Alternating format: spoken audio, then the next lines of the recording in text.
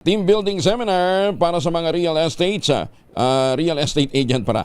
Wala Pampanga sinagawa sa Alaminos City, Pangasinan pero nauwi ho sa trahedya.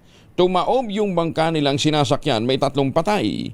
Detalye na balita mula kay Freddy Pajardo, Aris 38. Masantos Yakbasani, Chikamin sa ating mga kababayan dyan sa Pangasinan, Freddy. Masantos siya kabosan Kuyang Angel.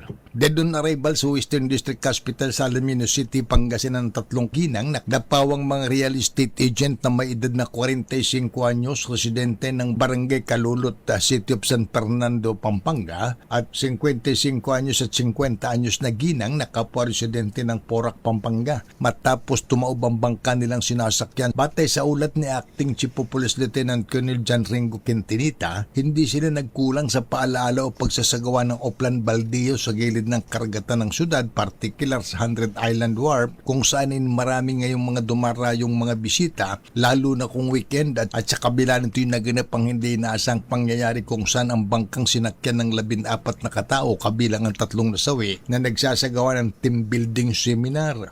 Sa investigasyon, naglalayag ang bangka sa may layong 2 nautical miles sa shoreline ng Barangay Pandan, Alaminos City, nang bigla umanong hampasin ng malaking alon, at dahil sa hindi balanse ang bigat ng bangka ay tumaob ito at nadaganan ng 3, habang nakaligtas naman ang iba pang mga sakay nito, kabilang ng bangkero na si Milario Sullivan, 52 anyos na residente ng Barangay Pandan, na ngayon nasa kustodiya ng Alaminos City Police Station na posibleng maharap sa kaso ng reckless imprudence resulting in multiple homicide.